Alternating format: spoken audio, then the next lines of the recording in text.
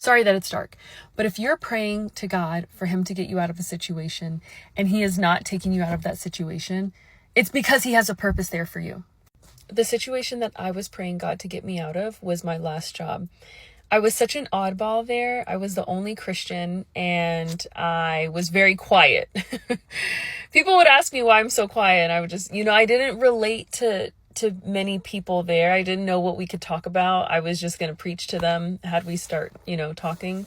So the only time, I don't want to say the only time, but people would try to talk to me. So they would, talk to me about religion or God, because what they knew about me was that I was a Christian. And I would talk to them about certain things, but nothing that was like worldly, which the place was a very worldly place. Anyway, I was praying to God to get me out of there. And I just was like, I don't know what I'm doing here. What's your purpose for me, God? Can you, take me out? I was applying at other jobs. And I get put on the opening shift, the 7 a.m. to 3 p.m. with with my coworker. And he and I would open together.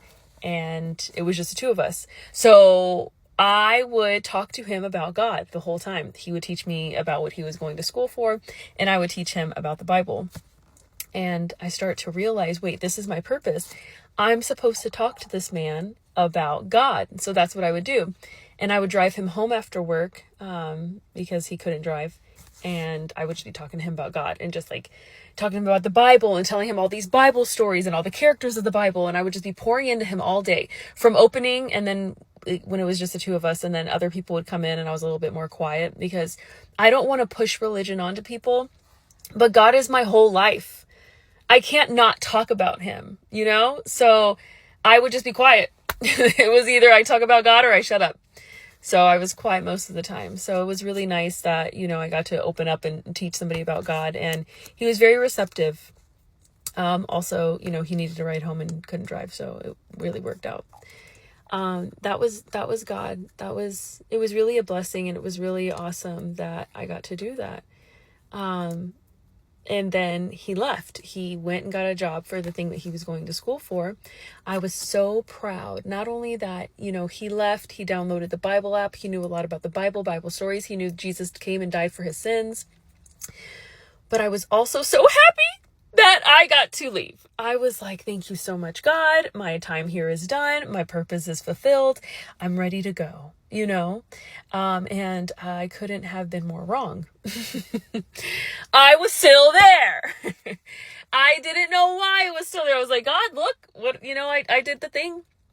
I did it. I did what you asked me to do. I did my purpose. My purpose is fulfilled. We don't get to decide when our purpose is fulfilled. That's God's decision. God's decision is when we're done, not ours. And he sent me to somebody else at that job. This girl who because I would like chit chat a little bit with certain people, but I'm almost like I've never spoke to her.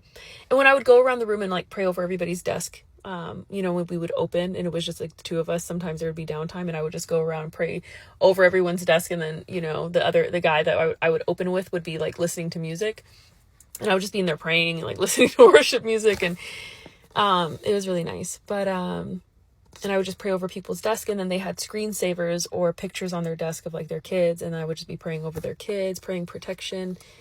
Because since none of them were believers, I don't know if they're praying for their kids. So I saw their kids, I'm praying for them. I digress. I sat next to this girl, and who I didn't speak to before the whole year that I was there. And she really touched my heart. She really did. She is so sweet and so kind. And I would just talk to her about the Bible. And of course, the same thing I, told the guy, and Bible characters and Bible stories and about Jesus. And I invited her to church. I invite everybody to church. If you're in my life, whether we work together or not, if you're in my life, I'm going to be preaching to you. I'm going to be praying for you. I'm going to be praying over you. I'm going to be praying with you if that's what you ever want. And I invited her to church. And so she started coming, and she would cry. God would really touch her heart. Holy Spirit would come into her. And it was just so beautiful. And I say all of that to say, if you are praying to God to take you out of a situation or a circumstance, and he's not It's because he wants you to spread his word. It's because you have a purpose there. Maybe the purpose isn't spreading his word, but I doubt that, because as disciples, we're told and made to go out and make disciples. That is our job as disciples. So, yeah, I hope this encourages somebody to keep going, to stay in the situation, the place that you're in, that God is not removing you out of. Figure out why he's keeping you there and fulfill that purpose. Shortly after I sat next to her and was preaching, God removed me from that situation. So that was really awesome. And I was like, finally. And I loved everybody I worked with. I just couldn't relate. I wasn't like them. I was an oddball. I felt like, the weirdo. You know how you feel when you're the only Christian in a place? You feel out of place, and we are out of place. We're in the world, but we're not of it. I didn't want to talk about their conversations, and all they knew is before I was a Christian that I was really mean, and a few of them really wanted to push me to be mean because they wanted to see it, and it's just not me anymore. Thank God. That's God. That's God, because it's not even like something that you can poke and like try to pull out of me. It doesn't exist anymore. It died when Christ came into me, and I became a new creation. And it's no longer Sierra and I'm Charlie. Regardless of if you call me Sierra or Charlie, I'm still going to be me and Christ filled, and I'm not going to be angry and mean and hateful and violent. That's not me anymore. And I would tell them that, and I'm as a testimony, hey, if you guys are like this, you can come to him too. He can change you too. Let me tell you.